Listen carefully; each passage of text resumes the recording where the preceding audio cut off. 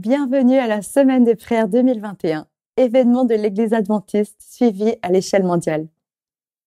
Car c'est dans le monde entier que Dieu nous envoie tous proclamer son message. Êtes-vous prêts? Alors c'est parti, écoutons et prions avec John Graz.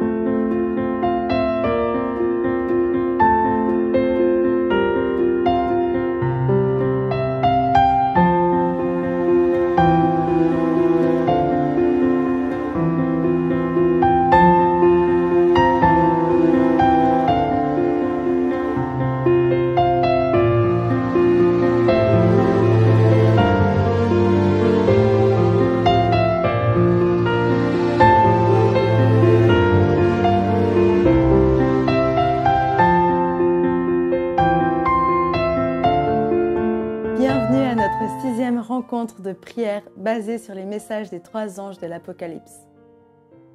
Le thème est riche en découvertes sur la bataille spirituelle qui se joue sur notre planète Terre. Hier, nous avons vu que la Bible nous assure que, même si le mal paraît régner actuellement, Dieu triomphera de toute opposition. Mais le fait est qu'une bataille se joue autour de nous et pour nous. Dieu a des vérités à nous révéler ce soir à ce sujet. Ce soir encore, il veut vous bénir comme il l'a fait avec Mariana, qui a livré une bataille intérieure et extérieure et dont nous allons découvrir le témoignage maintenant.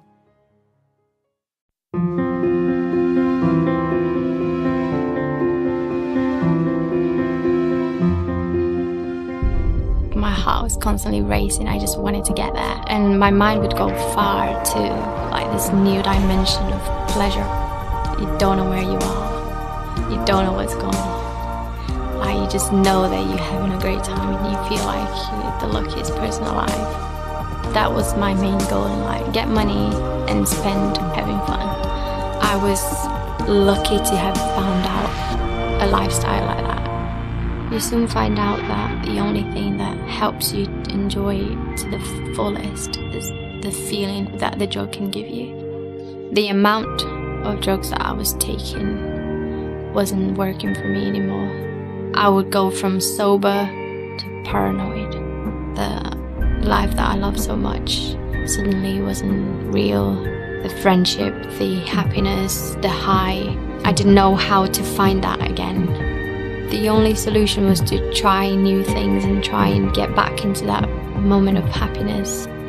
So at this day I got a message from a friend on Facebook, and she started talking to me all about this strip club where she was working, and she invited me to come along with her because she was making a lot of money. So I calculated everything I could pay for my degree. I could go festivals abroad, buy drugs and everything. So I was like, okay, I'll just give it a try. When I walked into this strip club for the first time, I just looked around. I felt worthless. I couldn't believe where I was, the place where I found myself at. And I met this guy and began to talk, and I kind of told him how I felt about the strip club and everything. And so he offered me a lot of money to just stop doing that. After that, I just found myself dating him. But the fact that he would give me money, he would take me places, and he would promise me like a career and everything. For some reason I was just trapped. My choices were just destroying me. So even though I had the money to sustain the lifestyle that I wanted, I reached the lowest point of my life. Didn't even know who I was anymore, why I was doing those things, and why I couldn't stop it. During this time, the girl that I was going clubbing with, her mum found out that she was doing drugs, and she made us promise that we would go to church with her. I found myself sat in this Bible study, listening to this woman. She talked about what it is not to know God. It was like she was describing my whole life. And I just felt really upset and ashamed. And then she played a song and asked us to try and sing along to it. And the lyrics of the song were, Jesus Christ changed my life and he's the light that lights my path. But I couldn't sing to the song. I couldn't relate to it. It wasn't true to me. All I could do was cry. They all came round and prayed for me, and that's when I heard God saying, "You're mine. I love you." That's when I felt like his love towards me in a way like I never felt before, because no matter what I did, no matter what I've done, he still loved me. He still wanted to be near me. It completely changed the course of my life. It was like finding a treasure. There's no party in the world, there's no drugs, there's no money that can pay for the relationship he has to offer. And I have peace now, and it's not like that fake love I used to think I had. It's true, it's real, and it's life-changing.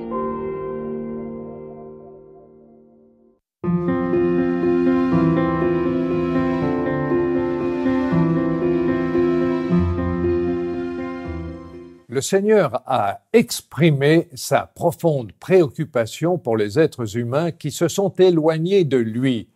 Il leur a proclamé l'Évangile éternel et les a appelés à revenir à lui. Ce fut le premier message, le message du premier ange. Ensuite, il les a mis en garde à l'égard du faux évangile de Babylone. Ce fut le message du second ange.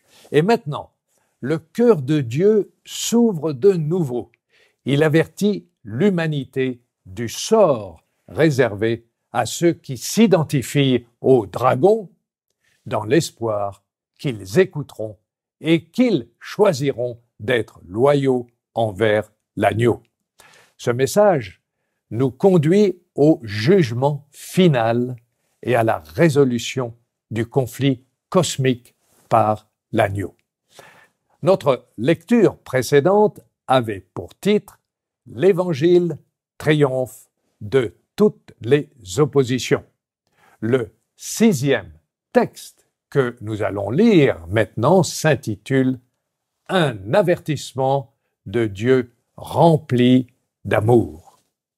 Le langage et les images utilisées dans le message du troisième ange, dans le livre de l'Apocalypse, chapitre 14, versets 9 à 11, semblent, pour certains, incompatibles avec l'évangile de Christ, l'évangile d'amour. Seule une lecture de ce message qui garde à l'esprit l'amour de Dieu et le don du Seigneur, représenté par l'agneau, permet d'en révéler l'intention. Le message du troisième ange se focalise sur l'une des questions les plus importantes auxquelles les êtres humains sont confrontés. Au bout du compte, envers qui devons-nous être loyaux? Ce message implique l'existence d'un conflit et, quelle que soit notre implication, il faut choisir notre camp. Il n'y a pas de place pour l'hésitation. En réalité, nous n'avons que deux options, l'agneau ou le chérubin déchu, l'ennemi. Et dans ce conflit, il est impossible d'être loyal envers soi-même. Le concept de loyauté que l'on trouve ici est fondamental. C'est ce qu'indique l'expression « reçoit une marque sur son front ou sur sa main ». La loyauté envers le chérubin déchu, l'ange déchu, l'ennemi, laisse une empreinte visible dans nos vies.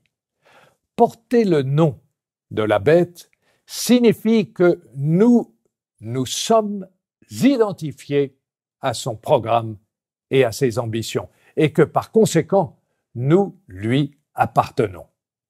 L'idée d'appartenance est clairement exprimée par la marque de la bête, une marque de loyauté dans la main et sur le front est visible par tous et leur rappelle que l'individu qui la reçoit appartient au chérubin déchu.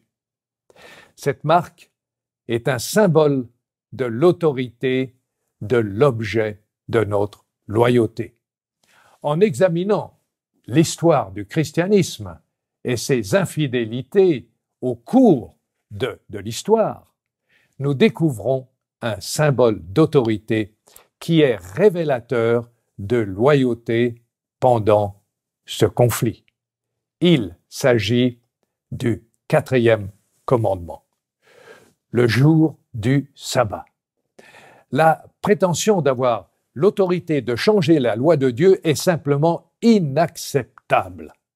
L'autorité de Dieu, lequel a établi le sabbat du 7e jour en tant que jour de repos et d'adoration, a été réduite au silence par la voix humaine qui a transféré le 7e jour au 1er jour de la semaine. Ainsi, la loi de Dieu jouera un rôle capital dans le conflit final. Remarquez le lien entre l'adoration et la marque de la bête dans Apocalypse chapitre 14, verset 9. Je cite, « Si quelqu'un adore la bête et reçoit une marque », fin de citation. Ces deux éléments sont inséparables, puisque le 1er jour, le dimanche, est un jour d'adoration, s'y soumettre est en même temps un acte d'adoration. Ce faisant, 2 commandements sont transgressés. Le premier et le 4e. Le dimanche devient une contrefaçon du sabbat, car ce dernier constitue le signe de l'autorité sanctifiante de Dieu. Je me permets de faire un court commentaire. Notre lecture nous entraîne maintenant dans un sujet difficile à comprendre pour nous, celui de la colère de Dieu. Et pourtant, l'Apocalypse reprend ce thème que l'on retrouve souvent dans l'Ancien Testament, et en particulier chez les prophètes. Mais qu'est-ce que cela veut dire? Je poursuis la lecture. Le sort final des méchants consiste à faire l'expérience de la colère de Dieu. Jean tente d'expliquer ce qu'il en est en utilisant les métaphores du vin, du feu et du soufre. Ces images sont employées dans l'Ancien Testament pour décrire le jugement de Dieu contre ses ennemis. Et nous avons là un langage symbolique, car la colère de Dieu ne se boit pas. Elle ne se boit pas littéralement d'une coupe. Alors dans ce cas, c'est le type de vin que les méchants boiront qui importe. Pourquoi? Parce qu'il exprime le point de la comparaison. Ce vin n'était pas mélangé à de l'eau, comme cela était courant, mais son pouvoir enivrant était augmenté par l'utilisation d'épices. Dans le livre de l'Apocalypse, chapitre 14, verset 10, nous retrouvons cette allusion. Les méchants subiront la colère de Dieu sans mélange de miséricorde. Il n'y aura pas de place pour la repentance. Dans Apocalypse, chapitre 22, verset 11, nous avons une référence directe à cette idée. La deuxième métaphore est celle du feu et du soufre. Les méchants seront tourmentés par le feu et le soufre, ou par le soufre brûlant. Cette métaphore compare l'expérience de la colère de Dieu à la douleur que l'on ressent lorsque le corps entre en contact avec le soufre brûlant. La colère de Dieu est une expérience douloureuse. La métaphore s'appuie également sur le fait que ce qui est détruit par le feu ne peut être récupéré. Il est détruit pour toujours. L'idée, c'est que la colère de Dieu aboutira à l'extinction finale des méchants, que l'on appelle, toujours dans le livre de l'Apocalypse, la seconde mort. Ce feu est éternel, car ce qu'il brûle est détruit pour toujours. Il brûle jusqu'à ce qu'il ne reste plus rien. Tant que les méchants font l'expérience de la seconde mort, il n'y a pas de repos pour eux. Personne ne peut imaginer la mort douloureuse et définitive des méchants, car personne n'en a encore fait l'expérience, sauf Jésus-Christ, lequel l'a subi pour que nous puissions y échapper. Par conséquent, lors du jugement final, personne ne devrait passer par la seconde mort. Enfin, il n'y a aucune raison valable pour que l'on subisse un tel châtiment. Sur la croix, le Seigneur a pris sur lui le jugement du monde. Il a porté les péchés du monde en tant que victime sacrificielle. Il a bu la coupe du jugement de Dieu prononcé sur l'humanité pécheresse. Pourquoi?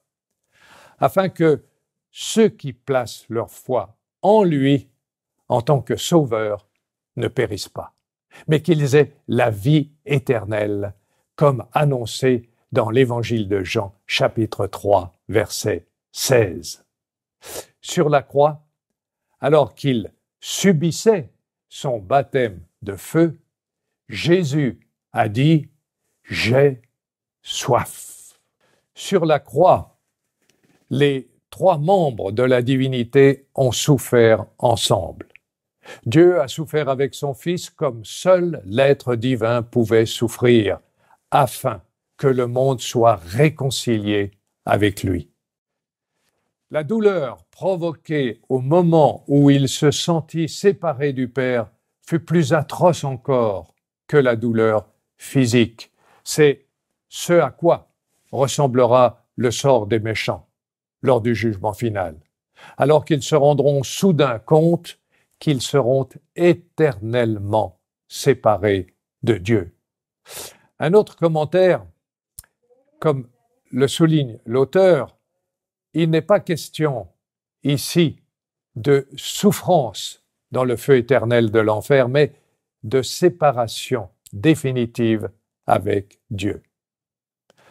En conclusion de cette 6e lecture qui a dirigé notre attention sur l'avertissement de Dieu, un avertissement rempli d'amour, et je crois qu'il ne faut pas oublier cet aspect qui est fondamental, un avertissement rempli d'amour, l'auteur écrit « L'avertissement de Dieu semble menaçant en raison de la gravité de la situation à laquelle les êtres humains seront confrontés.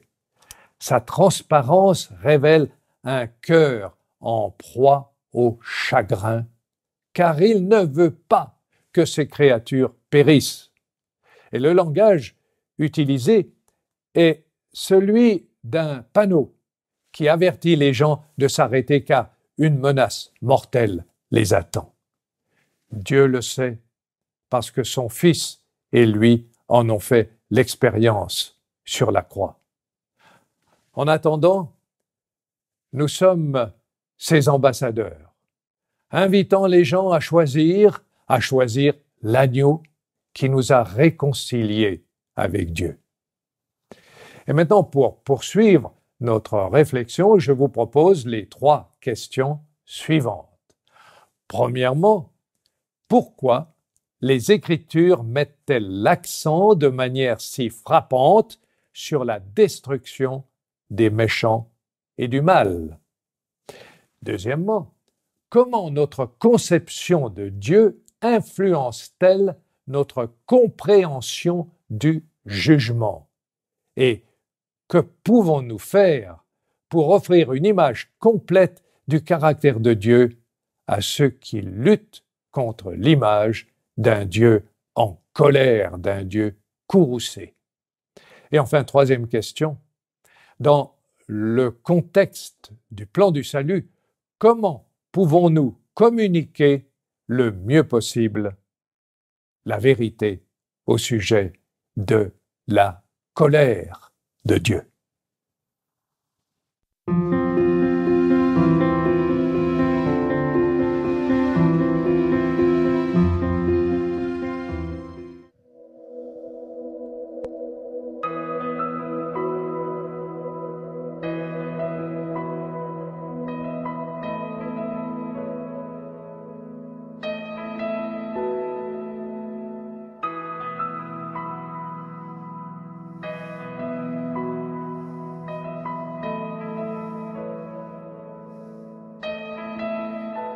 Je ne peux m'imaginer ce que ce sera quand je marcherai juste à tes côtés. Je ne peux m'imaginer ce que mes yeux verront lorsque ton visage sera devant moi. Je ne peux m'imaginer. Je ne peux m'imaginer. Je ne peux m'imaginer. Je ne peux m'imaginer. Je ne peux m'imaginer. Je ne peux m'imaginer.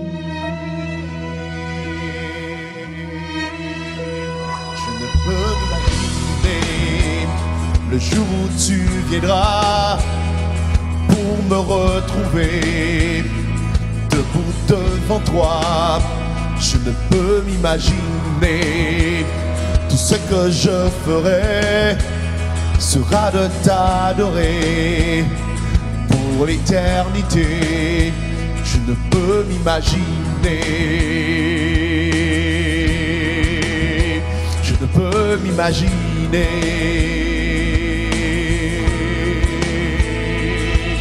Entouré par ta grandeur, mon cœur va-t-il frémir? Danserai-je pour toi, mon Jésus? Serais-je saisi par la peur? Devant toi resterai-je debout? Vais-je tomber sur mes genoux? Chanterai-je Alléluia? Est-ce que je pourrais te parler? Entouré par ta grandeur, mon cœur va-t-il frémir? Danserai-je Alléluia? Est-ce que je pourrais te parler? Devant toi resterai-je debout? Vais-je tomber sur mes genoux? Chanterai-je Alléluia? Est-ce que je pourrais te parler? Entouré par ta grandeur, mon cœur va-t-il frémir? Danserai-je pour toi, mon Jésus? Saisi par la peur, devant toi resterai-je debout? Vais-je tomber sur mes genoux? Chanterai-je Alléluia? Est-ce que je pourrais te parler? Je ne peux m'imaginer. Yeah. Je ne peux m'imaginer. Je ne peux m'imaginer.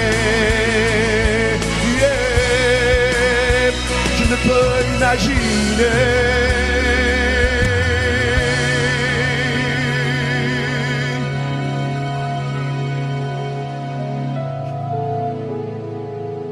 Ce que ce sera quand je marcherai juste à tes côtés, je peux m'imaginer. Je ne peux m'imaginer. Nous avons un Dieu loyal qui, au cœur de cette guerre spirituelle, ne nous prend pas au dépourvu. Le mal et ses adeptes ne vivront pas éternellement. Ils seront détruits. Les mots sont durs, mais révèlent la transparence dans le plan du salut. Il s'agit d'une combinaison d'amour et de justice. C'est le thème que nous aborderons demain. Comment partager avec d'autres l'équilibre parfait entre amour et justice dans le caractère de Dieu. Je vous invite à vous abonner à notre chaîne YouTube Espoir Média pour recevoir un rappel de l'apparition de notre 7e rendez-vous demain à 19h. D'ici là, que votre cœur soit réceptif à l'appel du Saint-Esprit en vous. Bonne soirée et à demain.